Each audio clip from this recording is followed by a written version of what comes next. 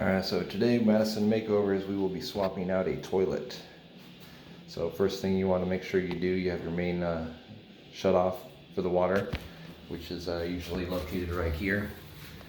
Since this is a older valve and it's not really functioning properly, we're just going to leave the valve alone, and we went ahead and we shut off the main water to this specific apartment.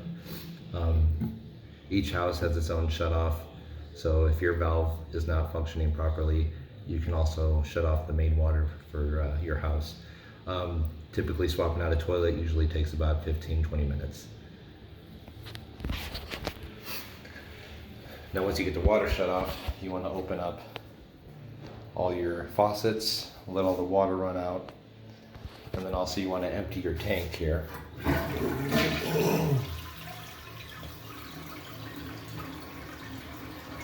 And if you'll notice, it's not refilling with water. That means that we have the water shut off properly. Alright, so first thing we want to do is we're going to loosen these two bolts here on the side of the toilet. As you see. I'm going to put you guys on pause while I loosen those real quick. Okay, now typically on these older toilets, if they've been sitting for a long time, most likely those screws on the side are kind of screwed up and not turning properly in the flange.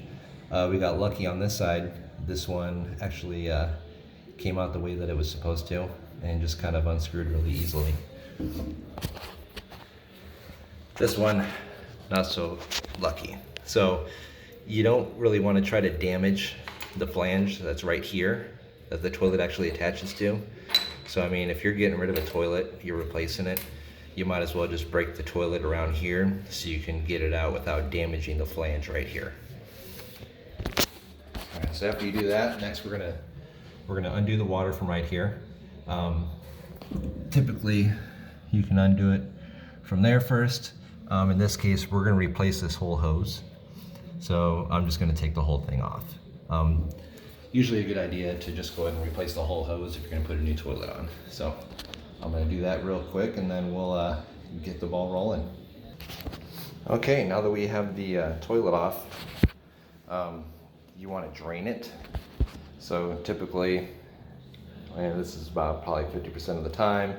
Sometimes in like half baths you don't have a tub or anything to drain the water into.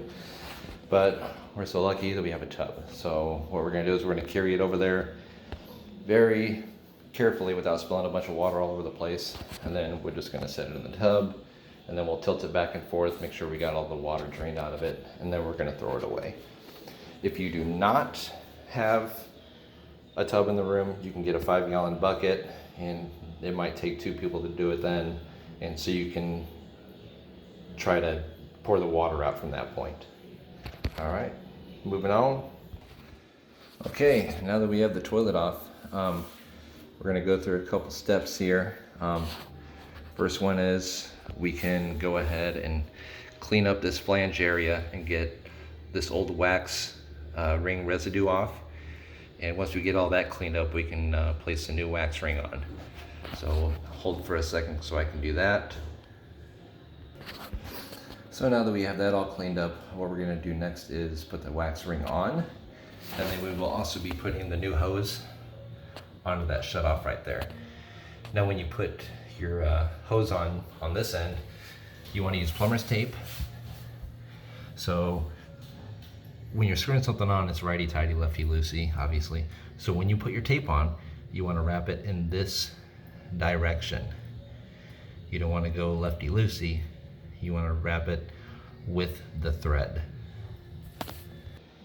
Okay, now that we have those set in place, we got our hose on good and tight.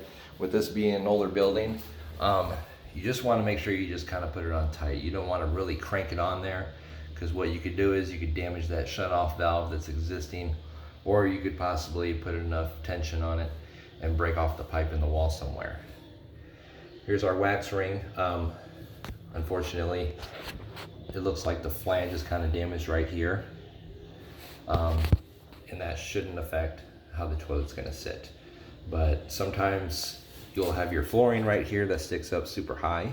So you might need to kind of double up your wax rings to make sure you have a tight seal, because nobody wants any dirty toilet water leaking into their bathroom floor. So what we're going to do next is we're going to place the toilet on the wax ring. Actually, nope, no, we're not going to do that. First, we're going to put the bolts in and get those all nice and tightened up. So the wax ring and the bolts usually come with the toilet.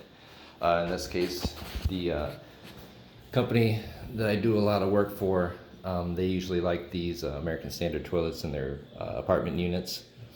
So we're gonna be using that one today. It's the American Standard Titan, and you can get those at Menards. They're super easy to install, and they're extremely functional and durable. American Standard has been around for very many years, and I mean, pretty much anywhere you go into, if you're using a public restroom, you'll see American Standard printed on that toilet. So when you take it apart, there's going to be a little package here. It's included with the toilet seat. It has the wax ring in it that we already used, and it has the bolt sets in it. So now this one is a little more complicated. You want to put these bolts in right here from the bottom, and then these little spacers right here, you want to tighten them so that bolt doesn't move on you. So let me get these kind of taken apart, and then I'll kind of put you more along my side as I do that.